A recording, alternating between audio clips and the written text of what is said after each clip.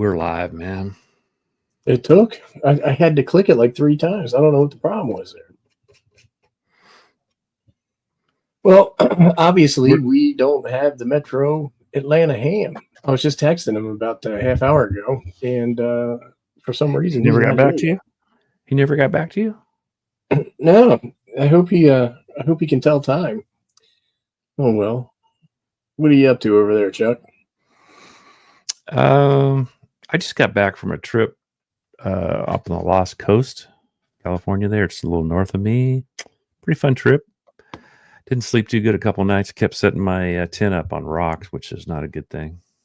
And why not they call it the until the middle of the night. Because the coast of Northern California is pretty rugged.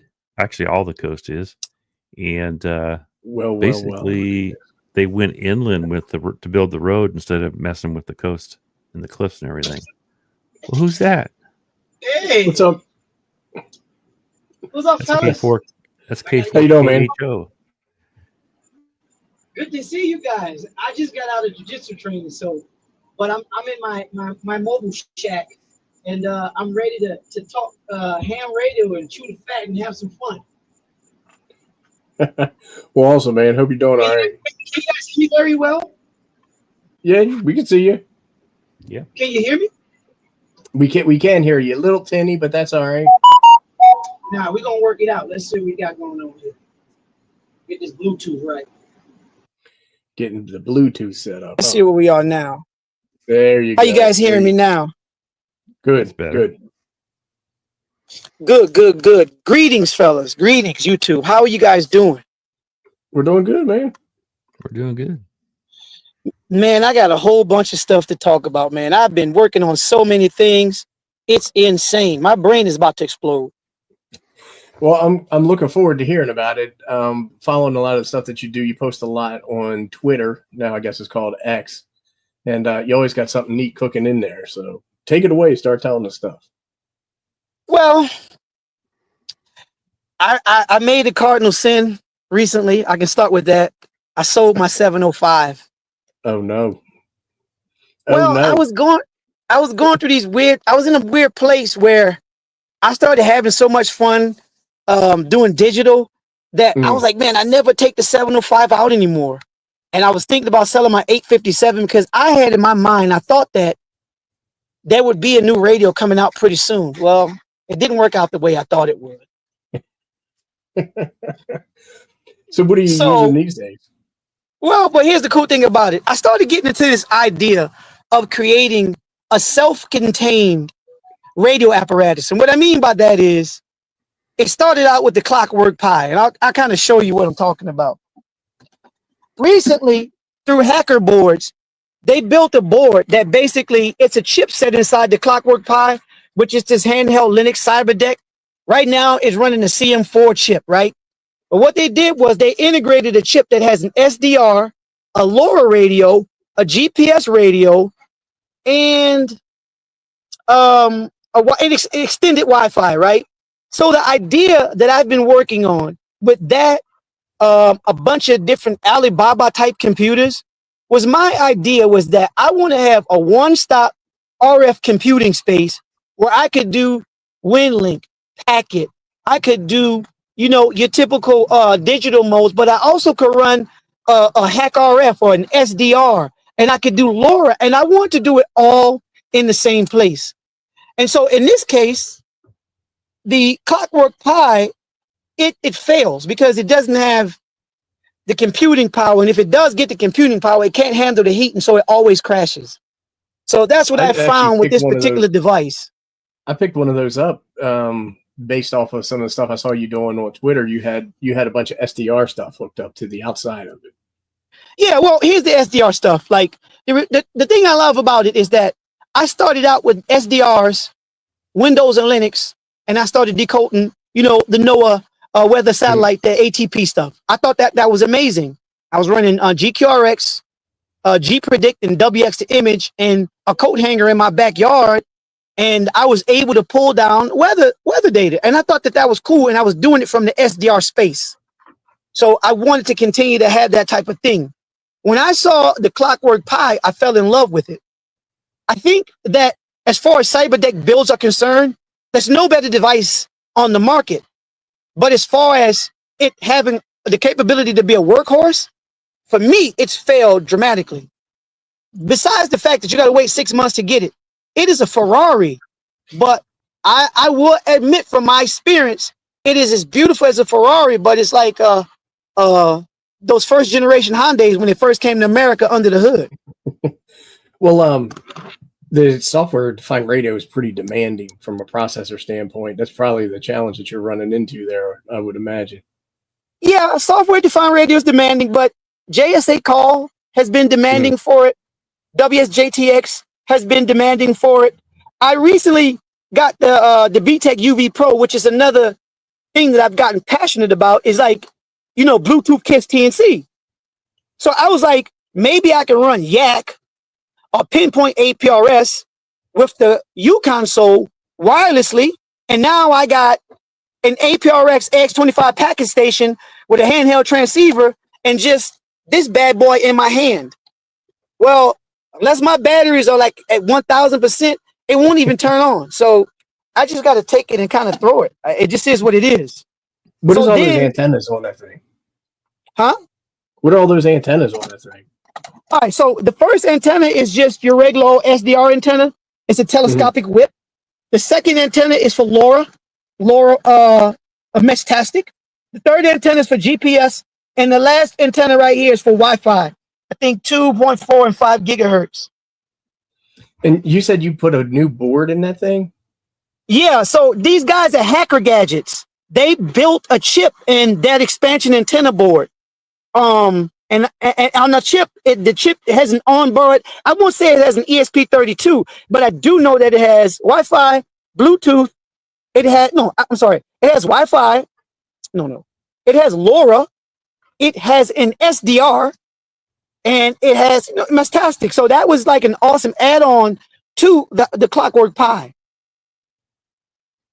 So with that struggle of trying to find an all-in-one device, I ended up just going back to eBay Tough Books. I ended up getting a CF33, 16 gigs of RAM, and 256 gig solid-state hard drive. And man, it's the Cadillac. That's my bad boy right there. I love this device. Right now, I'm running. Let me switch the camera for you guys, and I'm doing this remote, so I'm going to give you the best I got.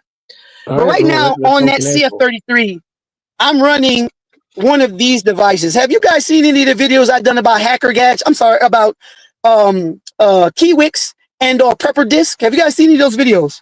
No. All right, so this is what a Prepper Disk is.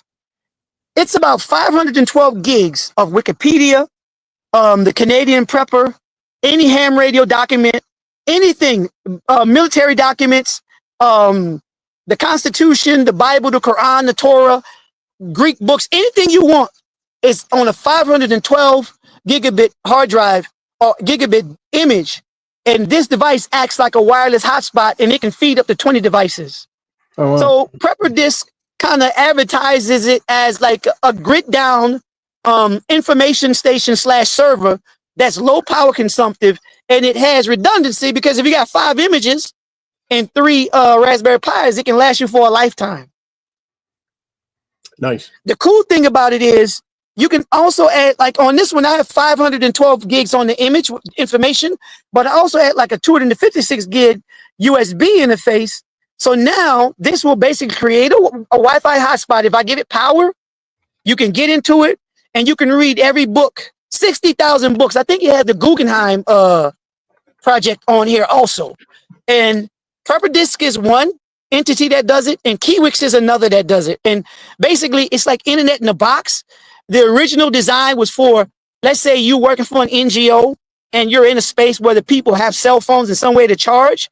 Well, this can hang out at the chief's house or at the elder's house and provide information for people to access it. And you put all my YouTube videos on there? Yes. Believe it or not, I don't know if it's with Keywix. With the Keywix image, which is $25 donation, they have all of the Canadian Preppers YouTube videos on it. That's awesome. Also, they have TED Talks, all types of TED Talks. pretty much every military book, every medical book, everything that you could think of that you would want or need in a post-apocalyptic space, the purple disc and the Kiewix provides that. And that's one thing that I mounted on to my CF33 Tough book to provide that. So even if you're away from the grid, right? Like you're out in the woods or something like that, not even in an apocalyptic scenario, you still have all that information if you need it. 100%. And you have it on a very low consumptive headless image on a Raspberry Pi of your choice. I found through experimentation, you cannot use a Raspberry Pi 5. It's too neat. It's too power hungry. You do best just using a Raspberry Pi 4 8 gig. It'll run like a sewing machine. No, that's awesome. I don't think I've got a 5. I have a 4. I've been playing with the 5s. In theory, they're great, but in practicality, they won't work because they're even finicky with utility power. Oh, really? Yeah, you got to have a very. I think you have to have a 5 amp charger. Right. As opposed to the 3. I think 3.5 is what the older Pis were. 3.5. Yeah. The older Pis will work with pretty much anything. So to kind of continue on, I've really just been trying to develop wireless interfaces. With the Tough book, I ran across this software called Pinpoint APRS. I love it with all my heart. And the way I have Pinpoint APRS set up, and I'm talking in a space where I'm not using my traditional larger radios, right? Mm-hmm. So if I'm using this and I'm on a summit with the BTEC, I can do the KISS TNC with Pinpoint APRS. I can see all of the traffic around me. I can see you and say, hey, Ape, I can literally send you an AX25 message and say, what's up, dude? I see you down in wherever you live at. It's good to see you. This is Yusuf. I'm on the summit. I can send you an SMS because I'm hitting iGates. I can send you an email. I can do everything that I can typically do with APRS, but with an interface that makes me run APRS like it's a command center from my laptop. That's pretty cool. Yeah, I'm going to tell you right now, you ain't going to see Ape. He's off everything. So just when you say that, say you see me, because apes you can't find Ape. Right. And so last but not least, me and the bros, well, my buddies were giving me a hard time at first about the Meshtastic stuff. And then they started doing Meshtastic, and now everyone is in love with it. Right, everybody goes crazy for it. You got a good antenna for it? Yeah, well, you know, it's funny thing about Meshtastic, right? I built a node. Steve, he had the video on build your own Meshtastic repeater. So I took his parts list and I built a node and I put it in a tree. It's been up for like 100 days. I ended up using a 10,000 milliamp battery with a solar panel, and I haven't touched it in months. But that node is a client node, and basically it bridges me around Metro Atlanta and North Georgia well into Tennessee. Oh, wow. Yeah, Meshtastic is a very fun experience. It's low entry to bars, not expensive, and it's something that you can introduce to your family that they can do because it's easy. The app is very intuitive, very simple app, not a lot of stuff to go along with it. And these Meshtastic devices will connect very good to your cell phone, and you can have fun. I think one night I was in my living room talking to a dude about an hour and a half away. We were just having a QSO. That's pretty neat. We had the guy from Seed Studios. He's a sales rep for Seed Studios in North America. We had him on the show, and he was saying that his Aries group has adopted Meshtastic, and they use that to do all of their check-ins and roll call, as opposed to amateur radio. And then they just use amateur radio to pass any real traffic that they have. Not the checking ins, not real traffic, but they can check in with the mesh and then just give updates over VHF. Right. I mean, it's not as reliable as one would like, but you had about a milliwatt. You know what I mean? Mm-hmm. And you're connecting to guys all over. And a lot of guys in my area, they do in gorilla nodes, where they just got a node sitting on top of a parking deck because it only costs $80 to build a node, you know? And these nodes help.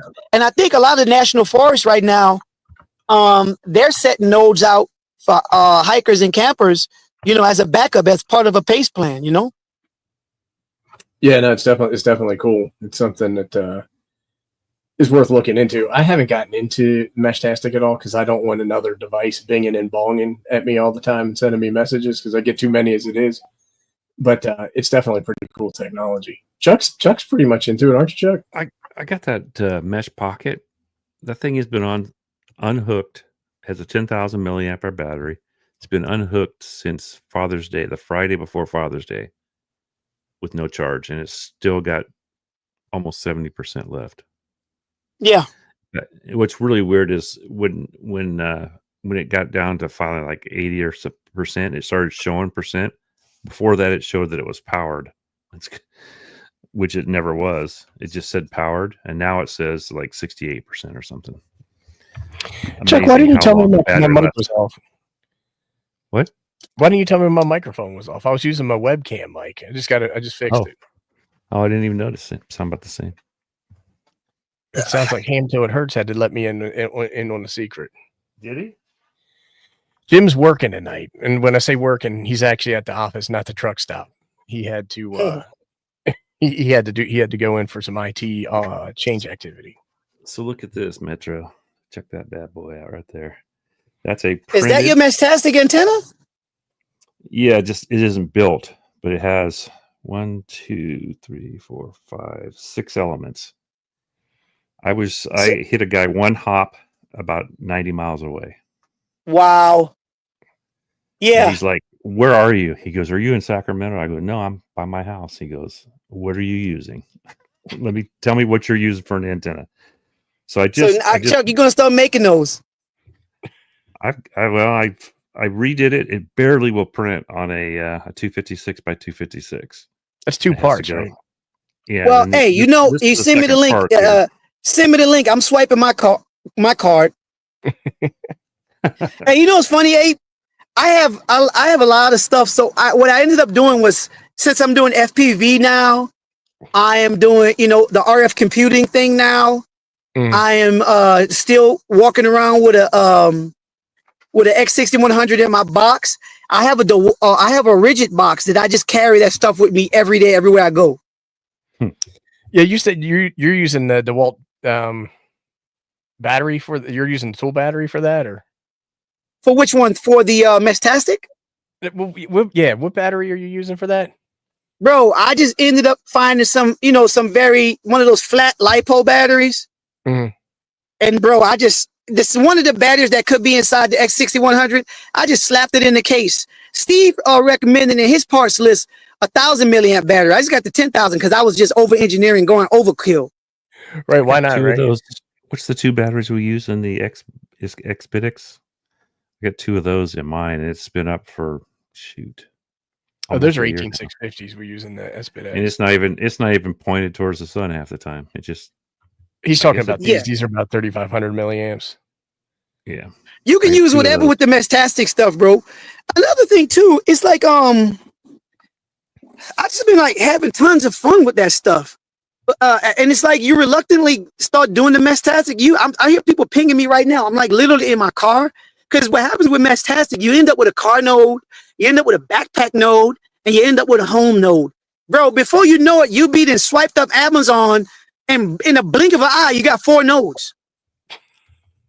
Well, that's what it was like at Dayton. When we were at Dayton Hamfest, people were walking around with all their stuff, and they would have like 2 HTs. And one guy had so many Meshtastic things hanging on him, he looked like a damn Christmas tree. Like it's too much, man. They're addictive. They're like Jeep guys collecting ducks. Yeah, 100%. They're tons of fun. Somebody even sent me a 1 amp amplifier, 1 watt amplifier. So I have to integrate it into the power circuit on the one I have at my house. I just haven't taken it down to do the soldering and things of that nature because it's working. Hey, you were posting something about the NOAA stations, some of the digital broadcasts going offline or something like that. Yeah. So I've been hearing, here's the deal. Sometimes people are posting things and images and hearsay and rumor. So right. I decided to contact them because every once in a while I'd be like doing WEFAX and it would go off. And my mentor, my Elmer, N4JAW, Jim, he gave me the email to NOAA, and I emailed him, and I asked him, was WEFAX down? And they said, yeah, the computer was down, but we'll be back up. I think somebody from the Coast Guard had emailed me back. So I had been hearing some things, and I decided to give them an email to see what was going on with the services that many of us hams do, because I love WEFAX. I haven't accomplished NAVTEX yet, but I want to do it. And so NAVTEX has very obscure times when they're broadcasting. So it's like a RIDI style weather data information. But I do the NOAA satellite stuff. I like to do the GOLD stuff. I like the APT stuff. I like the WEFAX stuff. So I want to know if this stuff was actually going away, because I did hear that NOAA, like 17, 18, and 19, they were coming to the end of life, and that at some point they would be phased out. So did they get back to you? Or? They haven't emailed me back. And that's the key to and to answer your question.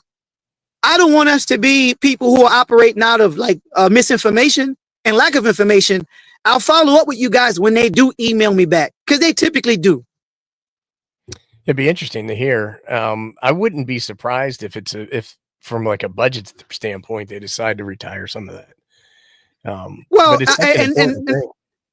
So from what I've been reading, even if the ones that we're used to operating are coming to the end of life, end of service, we should get access to some others, but it's still no one knows right now. And so I'm trying to find out, because, am I experimenting in doing WEFAX, the maritime weather facsimile project?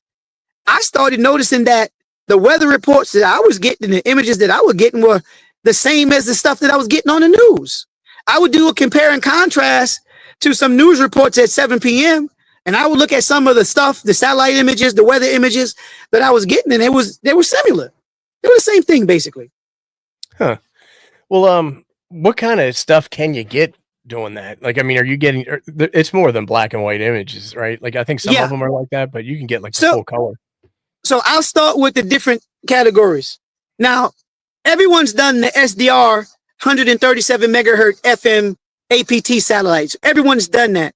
And with those, you get color, you can get precipitation, you can get bird migration, you can get ocean temperature.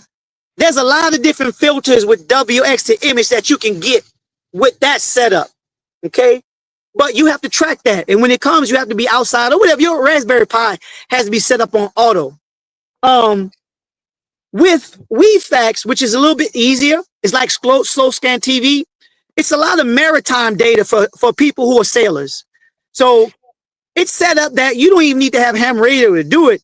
You could be like a guy with a shortwave radio and an audio input to a Windows machine, and it'll still decode and provide you information that people who are on the ocean need, sailboats, small boats, vessels, or whatever the case may be.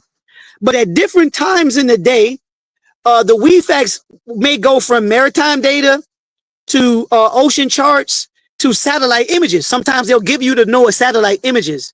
Sometimes they'll give you the actual hurricane tracking images to see what direction the hurricanes are going. So with WEFAX, you can get a wide variety of information to use according to your specific needs. And I love WEFAX for that. Are some of these satellites geostationary, or you have to wait for a pass to get them? Well, the FM satellites they're moving, but the GOES satellites, like GOES 16, GOES 19, or whatever, in my area is GOES 16s, they're geostationary, and they do high resolution images. And you're pulling those, you can pull those down with like SDR and all that stuff, right? But another way that you can get everything is in WinLink. So within WinLink, there's a section in the settings where you can go to catalog request, and there are hundreds of types of images that you can get from all over the world with that catalog request. You can say, okay, I want to see precipitation in Santa Monica Valley. You put that to your outbox. You send it out. You send it to NOAA. They'll respond, and they'll send you back an image of what you requested. Yeah, and FLDigi can also do WEFAX. I like Black Cat RF. I think the name of the software that I use. It's just very simple. You pipe an audio in it, and it decodes. It's not as complicated as FL Digi. So you just set up your radio to receive on a certain frequency, take that audio, pipe it into a sound card interface, listen to that with the software, Black Hat software, and then you can pick what you want to look at. Well, not with WEFAX. WEFAX has a schedule, and typically when you go to the website, it'll print you out a schedule, because you have to see where you are. Where I live at, there's a Coast Guard station in Boston and a Coast Guard station in New Orleans. So those two stations are easier for me to get. However, there's stations, I think in Alaska, maybe one in Colorado, like one in California. I don't know the details, but I do know that Boston and New Orleans, and they broadcast on like 8.15 megahertz, 17 megahertz. Like they broadcast on those obscure type of, between band frequencies. And you're using your X6100 to pick all that stuff up? I use whatever HF radio I have. I use the 706 Mark II at the shack, because that is my shack radio. But when I'm out and about, I'll use my 705 with my FZM1 wirelessly. I'm going to just do a lot of side work and buy me another 705, because I miss the RSB1A software with that radio and a Windows machine. Oh my God. There's no better match made in heaven. I use the SDR, I think it's called SDR Control, is the software I use in my 705. And it works really well. I think it's called SDR. The thing about the ICOM software, there's nothing you can't do. The only thing you can't do is CW. You can do SSB. You can do all the digital modes, because it's two softwares. There's one that's just a utility that creates a sound card input, a COM port. It creates a virtual COM port. And the other one is just a front end software where you're running the radio, but you can still talk from it. I've done the WF View. I've done the VB audio, virtual audio, but nothing to me works better than the ICOM software, hands down. The thing about it is, I am praying to God that ICOM drops a 705 Mark II. So I'm just going to save my money until it comes out, because I'm kind of upset that the new FTX1 did not come with WAN. Yeah, I got the FTX1 sitting over there. I think that the not having the Wi-Fi and the Bluetooth interface on that's a pretty big miss. One of the things I really like about my 705 is that I do a lot of digital stuff, and so I like the ability to just connect wirelessly and have less cables to deal with in that space. And I like the fact that sometimes I'm doing POTA on the Chattahoochee River, and I'll walk shin deep onto like a little island embankment. I'll stick my TDL in the ground, stick my 705 on a tripod, and just do digital till my heart just die, until I pass out. I miss that. Yeah, I mean, I do wish the FTX1 had that, but I like the FTX1. Other than that, it's so far I haven't done a whole lot with it, but with that new cage, it is a very attractive radio. It's a very capable radio. But my thing is, I'm a working class guy. If I'm going to spend that amount of money, I need Bluetooth, I need a KISS TNC, and I need wireless access. Period. I have to do it wirelessly. If the BTEC UV Pro and the VGC can give me wireless interface, come on, man. A $1,200 to $1,700 radio should do the same for me. That's just me. You can put Bluetooth on it. But will it be a KISS TNC? Or is it going to be a Bluetooth just for microphone interface? The Bluetooth is just an audio. It's not a COM port. Right. That's why the FTX1 YC doesn't have the software that you can do the easy stuff either, like the ICOM. The remote control software. So there's no way to remote control it. Right. And for a radio that expensive, I think it's a very attractive radio. To me, it's the second coming of the 857, and I say that very loosely. But the fact that the ICOM 705 set the bar, like my buddy W4 UIE, he said it best. He said the 705 operates the way the Japanese engineers intended to be, wirelessly. That's what they designed it for. We don't use USB cables when we're doing digital with the 705.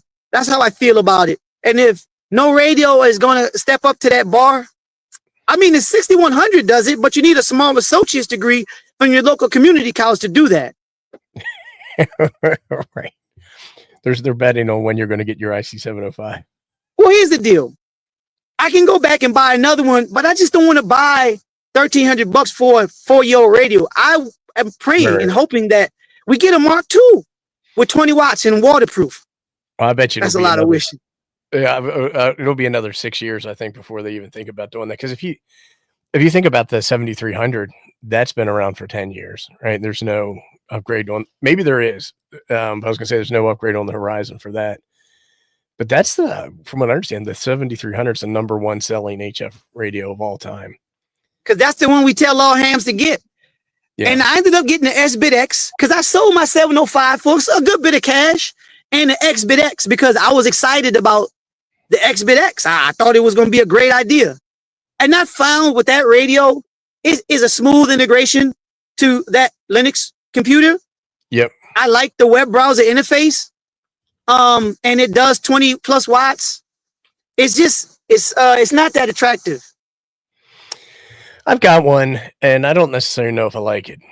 So I wanted to support the project. I thought I would like it, but I don't know if I like if I like the radio that much. It's an FT8 beast. It's an native FT8 machine. I ain't gonna lie. But here's the deal. I haven't spent a lot of time with it.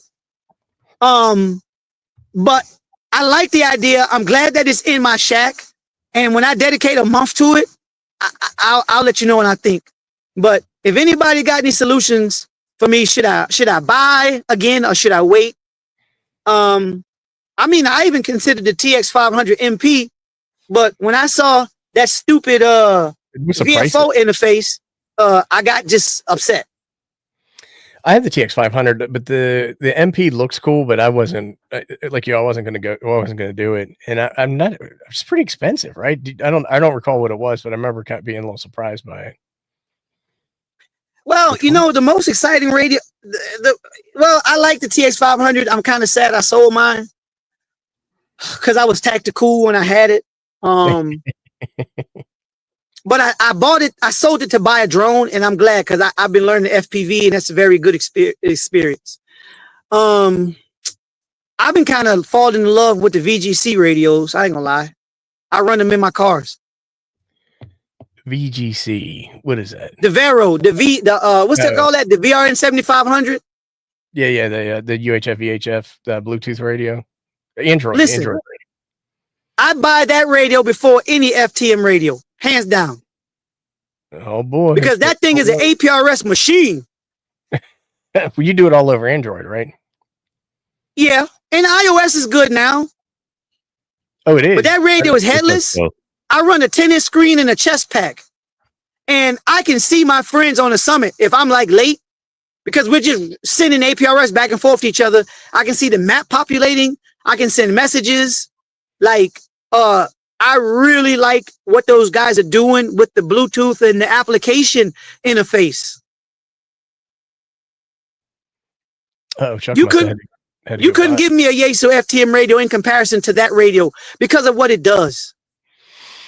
I haven't messed with them and haven't seen much info on them, so I wouldn't be able to weigh in. I do have the 500, the FTM 500, but I'm not an APRS guy, so I don't really mess with any of that stuff. I'm obsessed with APRS because when you're doing soda, it's just cool. When I'm doing soda, I like to have the ability to talk to people when I don't have cellular service. Sure. And not just hams, because from a city like mine, if I'm in the North Georgia mountains or in South Carolina, I can still get down to I-Gates in Metro Atlanta and still have like non-ham radio communications capabilities. So what are you doing, like SMS or something like that over APRS? Yes, period.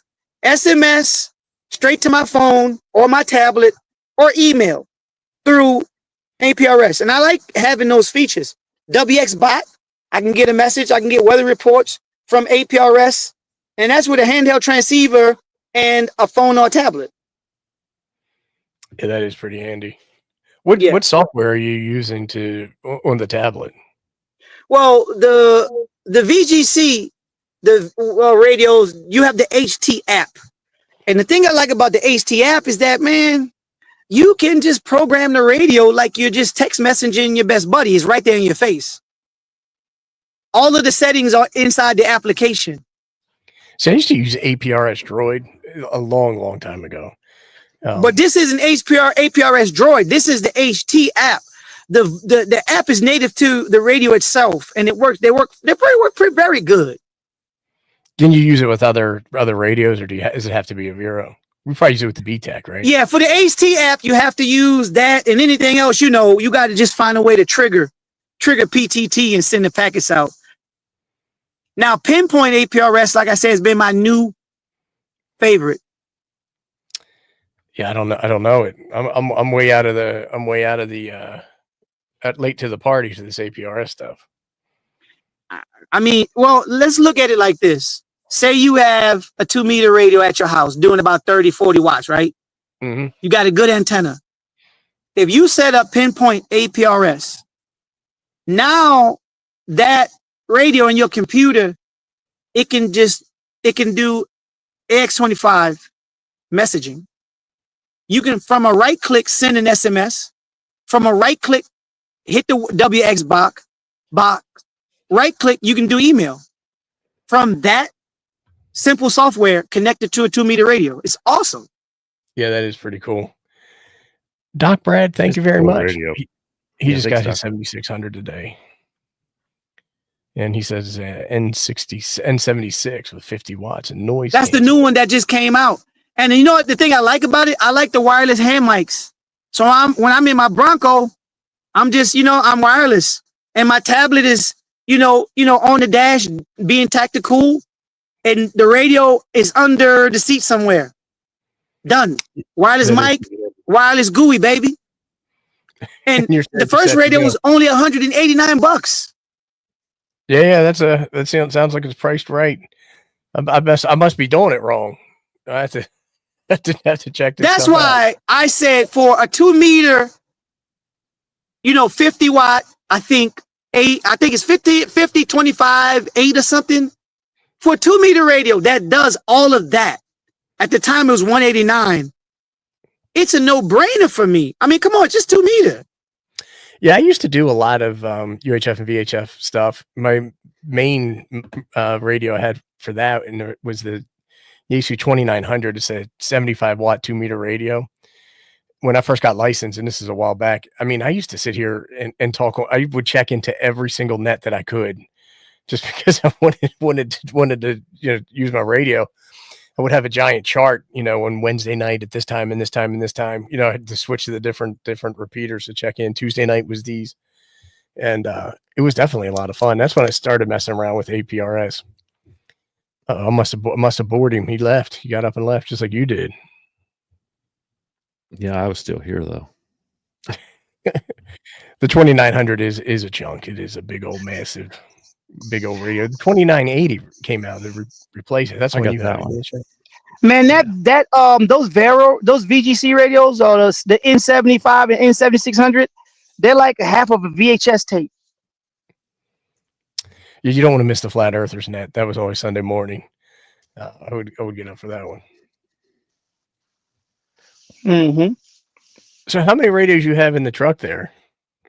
All right. So let me see recording. Oh, let me go back. So I run one LoRa. That's my truck, and they call it the rack. I think it's a waterproof standalone device. Let me see if it's on. So it's a waterproof standalone device, and this is the truck Meshtastic. So this is my truck Meshtastic, and I'm ordering a bracket for the tire mount so I can put a larger antenna on it. So this is my LoRa, my Meshtastic. I have the N7500, my 2-meter 440 radio, and I'm not saying anything, but it kind of does GMRS because the Chinese radios, they don't care, right? Right. I'm just keeping it 100. They don't care. You got a Chinese radio, you got a damn place playing. You know what I mean? Right. You got FRS, MERS, you got GMRS, you got 2 meter, you got 440, and you might unlock 220. Okay, so I got that radio, and I am also running. Let me see, I got something else running here. I run the Flipper Zero. I'm doing some war driving. So this is some other crap that I got going on. So I'm sniffing Wi-Fi access points and mapping them to wiggle.net. Just learning about this whole war driving. There's a bunch of guys that just go crazy about this. I'm ranked like number 1 million. You know what I'm saying? So that just sniffs out Wi-Fi SSIDs and then uploads them to a repository. Is that what's going on there? Yeah. So what they do is not only do they sniff the SSIDs, they also attach geolocation to them. So then when you upload it to the repository, it creates a global map. But you get ranked for doing it. It's like some yeah, so like I'm ranked like number 1 million, but you got guys who like 3 or 4 war drivers on their roof. Just that's what they do, that's their life. So I'm running that. I've seen videos where people go out on the weekend and they see how many they can, they just drive around and they see how many they can rack up. Right, and that's something that I've been doing. So I'm running all that stuff in the car, but I haven't found a real good solution for dash mount because RF quiet zones. Okay, and I keep the flipper on me to sniff all those dang on skimmers at the local gas pumps. You know what I mean? And open up Tesla gas caps. Yeah, some of the guys at work have them, and I'm always tempted to get one, and they have a pretty good time with them. I mean, you can take and make access badges out of those things. I've seen where people can open and close electric gates and stuff like that. It's crazy. But I think the cool thing that I've got into it's all about the dev boards. So AWOX, there's one that I'm working with called the APRS Pro, but I'm using the AWOX Dual Mini. So the AWOX Dual Mini, it's a dev board. It's an add-on board that has dual ESP32s in it, and on these dual ESP32s and GPS, it's doing the sniffing and the geolocation tagging all in one on this device right here. That's crazy. And so it integrates into the GPIO on the flipper, and the flipper also does its own sniffing, but the flipper will use the GPS on the AWOC Dual Mini. So they're working together in symbiosis. That's very cool. So I've been doing that, man, and that's it, and I just been having fun. So what else? What other radios I got in here? I think those are the only radios that I have in the truck. But at the same time, trying to be a minimalist. Well, it's hard to be a minimalist with all that with all those radios. So what I do is on my 10-inch Android tablet, I partition the screen off. What does that mean? So basically, on one part of the screen, I'll be running the GUI for my 2-meter radio, and on the other half, I'll be running the Meshtastic GUI. Gotcha. What tablet are you using? A $90, $100 Lenovo Tab 10 or something like that tablet I got from Best Buy. Yeah, I've got a couple of like the A7s or something like that I got for like $70. That they're cheap tablets, but they're $70 and they work for certain things. I like for front end for N76 or N7500, it's perfect. It's my front end. It's my radio interface.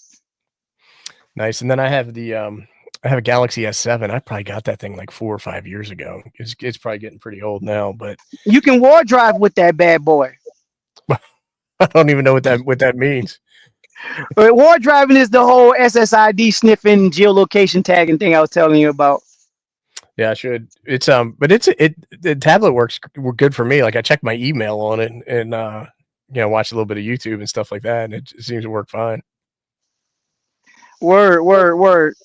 Nah, but I like it for the ham radio stuff. And sometimes if I'm doing war driving with the tablet, I'll have a third partition, Are you there's some software that they use. I can't remember the name of it. That allows you to have like a windowing system on it instead of the single Android interface. Is that what you're using? No, now a lot of these, what do you call that? These newer generation Androids have split screen. I didn't know that either. I'm telling you, man, I'm getting to be an old man. I need to hang around you more, Yusef, Keeping up, man. teach me this. Teach me this stuff. I'm sure it's fun hanging around in that truck. Hey, somebody say I'm on somebody's 3-letter agency.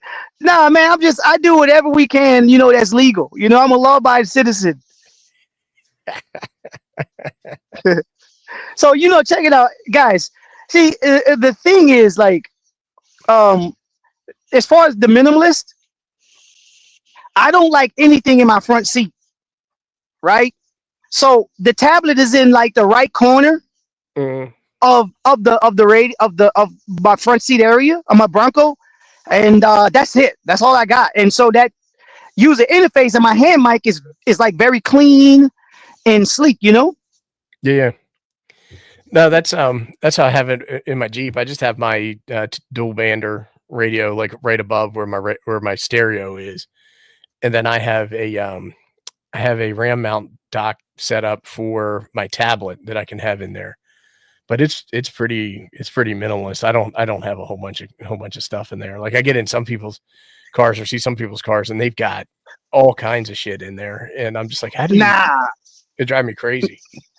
Man, when my wife and kids get in my car, I'm constantly giving them the death stare. Like, what are you doing? Take that. Like, I don't like to see that cable. Why you got that Coke? Why you got that Coke in our car, my truck? Yeah.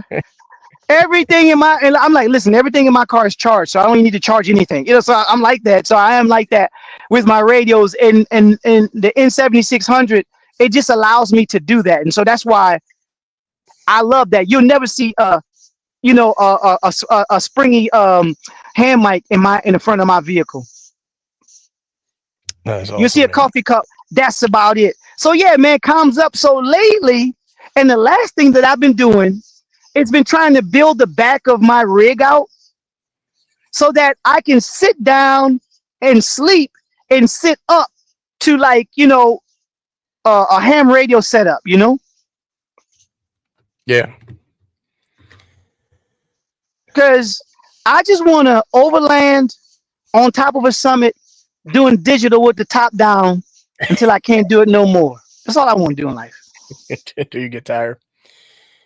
So you said that you have that tool chest that you convert into like a Go kit and you take that everywhere. What kind of antennas and stuff do you have in there for HF?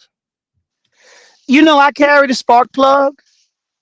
Yeah. I carry a super antenna inside like a little DeWalt, tool kit. Mm-hmm. I got a few of those flexible whips, those MFJ whips that about, they extend out to like 3 feet. Yep.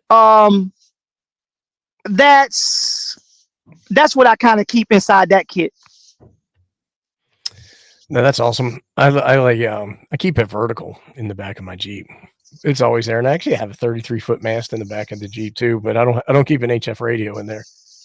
I kid you not, bro. I kid you not. We losing. he ain't. Maybe the 3-letter agency's jamming his signal. They pinpointed him. Oh, he's back. I bet they are. They caught him. Yeah, I've never done HF. I've always done HF from the backpack, man. I just love. I don't know. It's not appealing to do HF in the car unless I'm like car camping. Yeah, I think that these guys that do it while they're driving are crazy. I don't have the ability to pay attention that long to something and drive with the car at the same time. So when you hear people talking about tuning in or digging out stations with HF while driving, I'm thinking no different than 2 meter. What's that? No, with 2 meter, I can just go. I got 10 channels. As a matter of fact, so here's the thing about 2 meter when you think about it, right? In 2025, in Atlanta, we got maybe 3 active repeaters out of, the 50 that are in repeater book. So I literally have my radio program for those 3 repeaters, and I actually only use one, which is North Fulton Amateur Radio League. Somebody's always on that repeater. So all you new hams, if you live in Atlanta, and all you new hams, if you got Echo Link and you just need to talk to somebody, just get North Fulton Amateur Radio League's repeater. That's always going to be me, because I'm on there at 5:30 going to work, and I do like a 3:30 net in traffic. Talking to the fellas. Oh, he's like Frank in California. Well, he's in Atlanta. Frank's on all the repeaters around here all day long. Nah, but we only got one. Like there's Lanier Land is like north of Atlanta. Those are some good guys up there. I think GARS, the Gwinnett Amateur Radio Society, those guys are good. But man, so when you're talking about like versus scanning HF, I just go blip blip. It's like I'm only switching two frequencies. Yeah, and you're right there. You could do that in HF too. You can set all your. So you cannot. What? You can't. I mean, you can put frequencies in there, but there's no guarantee that's. It's different. It's different with UHF and VHF. It's just different. Like where I live, there used to be a ton of repeater activity, and this is going back like 8 years ago. You could tune in any of the repeaters and you would hear people talking, and now it's all completely dead. But I think it's because of the digital modes and everybody's using hotspots now to talk to their buddies. Ham radio, man. We said that before. Yeah. You know what? Hey, Chuck, he ain't lying. And so here's the deal. When I did, you guys know I just got in maybe 3 or 4 years ago. We used to be on the repeater all day, like driving when we were going to work. Service calls. I know a lot of HVAC guys. I know a lot of electrician guys. We're on the repeater. But the more people started getting into digital modes, and especially the hotspots, now if you can talk to some dude in New England from an HT, you're less prone to talk on the repeater. I'm not trying to talk. And let me tell you, I'm not a sad ham by any means. But there's one genre of ham radio I could never really get with. And it was hotspot 2 meter. I can't stand it. So Kathy's telling us that you're checking your radio, checking your phone, drinking your soda while driving the motorhome. Yeah. Kathy, you're a brave woman, because I rode with him when I think we were in Florida. I don't remember where we were, and he was driving. And I was holding on. I was holding the handlebar in the front of the car, like on the dashboard. You must be holding the one up here, and I had a foot on the dash. Like, I was braced for impact the whole ride. No, you didn't. I did too, man. He was scared for his life. I was like, I called my wife. I said, make sure all my affairs are in order. Chuck's driving today. I don't know what's going to happen. Fire engines for a living, dude. I know how to drive. Well, you can crash a fire engine and be fine. They're huge. We weren't in a fire engine. Hotspots. Somebody said hotspots are killing ham radio repeaters. They definitely are, because there's the repeaters. There's nobody on them anymore. Yeah, but you know what? The first day I was at field day with some old guys from Atlanta Radio Club. And I touched the IC 706, and they let me get on their station. And man, when I tuned that dang on VFO now, I'll never look back at 2 meter DMR, Fusion, or D-Star. I've never looked back.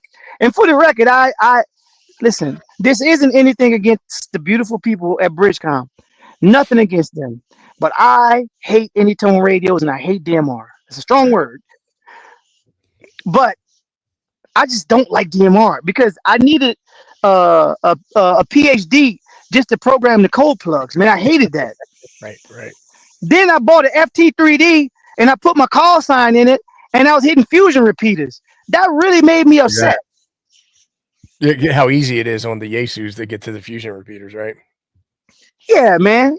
So that turned me off to DMR. And I know there's a genre, the tactical guys, the Baofeng army, they like the whole DMR thing because they're encrypted. You know what I mean? Some do that. Yeah, but it's too hard. The only thing is, you just can't buy multiple different types of Fusion or D-Star radios, I guess. So that's what makes it, you know what I mean? Well, and then the idea is encrypted. You can get them cheap. I got this radio came in the mail today. I don't even know anything about it. It's a Quanshang, but it's got this goofy antenna on here. Look at this big nerdlet on the end of this thing. Wow. But it's not digital. That's like the 2-band version of the one I have. The iRadio. It sounds like it's got the Baofeng lady in there, kind of. Yeah. A lot of my radios. Let me tell you something. About life. When I first got into ham radio, everybody was Everybody wasn't into the whole Chinese radio. Everybody were Glock people. Yaesu Icon. You better not come around here with your Taurus or your High Point, you poor person. Everybody hated Chinese radios. But man, Zygu made everybody closeted Chinese radio lovers, man. I do like the G90. I'll give you that. This is a Quanshang, and it does the AM and HF bands and stuff like that. But I don't know anything about it. I really don't. I just took it out. Let me tell you, I thought I had a full duplex radio when I got the Woshun, but somebody kind of educated it to me. It's not actually full duplex, but the choice was $139 full duplex radio to do satellites or $700 Kenwood. I went with the $139 option, you know?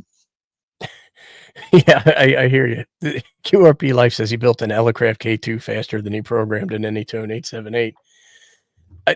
So I program stuff for a living. I got the 878, had no idea how to operate. I really didn't know anything about DMR, and I had it programmed the day I got it. But I do a lot. Like, you ever seen somebody air punching? There are many nights in my shack I'd be on the local repeater with the guys trying to get these cold plugs, like really, because I can do the channels, I can do a lot of the internal configurations, and I can get the APRS running.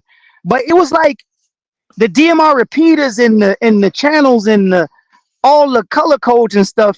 It was annoying. Yeah, a lot of people say it.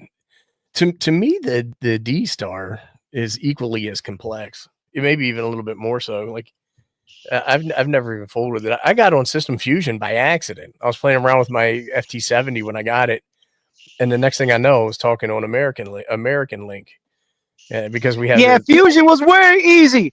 The thing about Fusion that kind of confused me about Atlanta, and I still can't figure this out. I could be in my car on my HT, and I'm into some dang on a Fusion repeater, talking to some dude in like Ireland every morning. I don't know how it was doing it, but I don't know where that damn repeater was.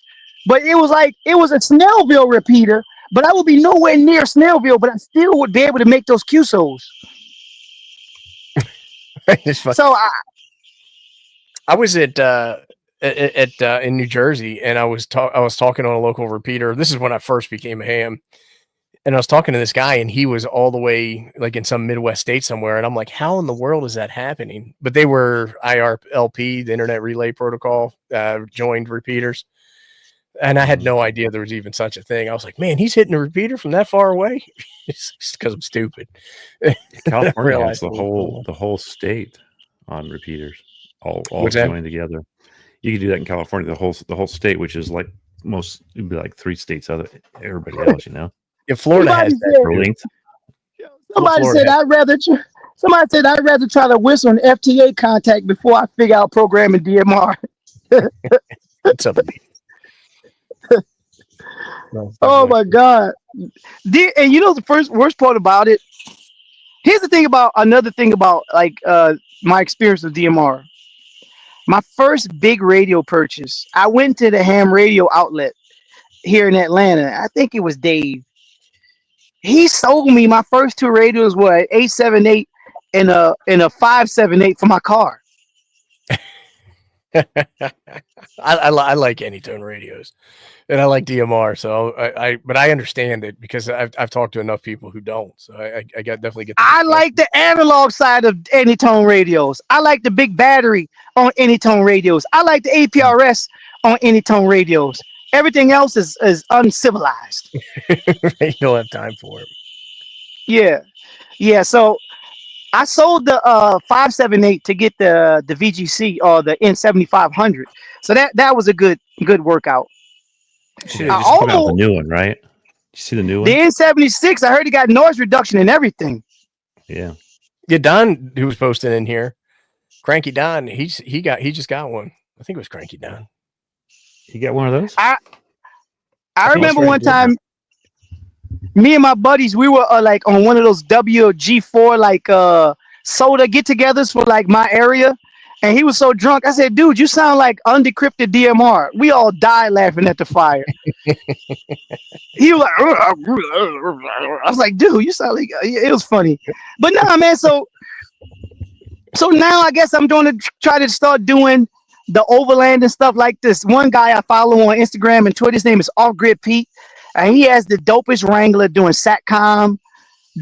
He has 2 flex radios like hanging in the canopy area of his Wrangler. He has the baddest Jeep radio setup, and I like it so much that I just want to mimic it. You know what I mean? I want to have fun with it. It's very good setup, you know. Yeah, I've seen some of his pictures. He does have a pretty nice setup in there. Who's that? Off Grid Pete. He's a Jeep guy, so you're not gonna like him. Yeah, he's a Jeep guy. He's the only man I ever seen mount flex radio in a visor on a Wrangler. You know what I mean? Right. You got to give a man credit for that, man. No kidding.